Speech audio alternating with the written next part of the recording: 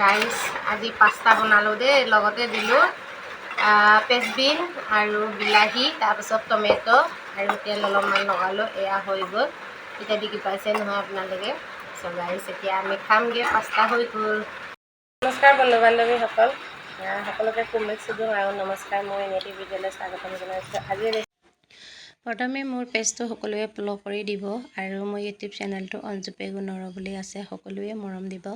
আৰু আজি ৰেচিপিলৈ আৰম্ভ কৰোঁ গাইস আৰু সো গাইস আইয়া ৰেচিপি মানে ফাইনালি গাইস ৰেচিপি হৈ গ'ল ৰেচিপি মানে আজি ৰেচিপিত বনালো পাস্তা লগত দিছোঁ বিলাহী আলু আৰু পেজবিন তাৰপিছত কেপচিকাম দিছোঁ আৰু লগতে আপোনালোকে অলপমান জ্বলাকৈ যদি খাব বিচাৰে তেনেহ'লে আপোনালোকে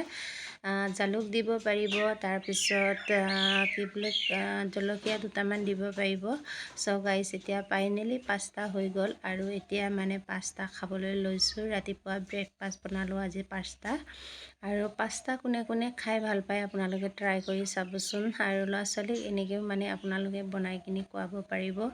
ফাইনালি গাইস এতিয়া আমি ৰাতিপুৱা ব্ৰেকফাষ্ট হৈ গ'ল এতিয়া ব্ৰেকফাষ্ট কেতিয়াবা যদি আপোনালোকে ভাত খাবলৈ মন নাই বা কিবা এটা একো খাবলৈ মন নাই দিনৰ দুপৰীয়া সময়তো আপোনালোকে এনেকৈ বনাই খাব পাৰিব আৰু দেখিছেনে এতিয়া মই পাস্তা টেষ্ট কৰিছোঁ আৰু ফাইনালি গাইস এতিয়া পাস্তা খাবলৈ বহুত টেষ্টি লাগিছে সো গাইস এনেকৈ আপোনালোকে খাই পাইছেনে আপোনালোকে কেতিয়াবা এনেকৈ মানে বনাই ল'ৰা ছোৱালীকো খুৱাব পাৰিব নিজেও খাব পাৰিব আৰু আলহী আহিলেও আপোনালোকে খুৱাব পাৰিব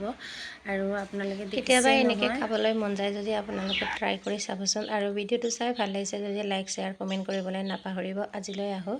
ধন্যবাদ।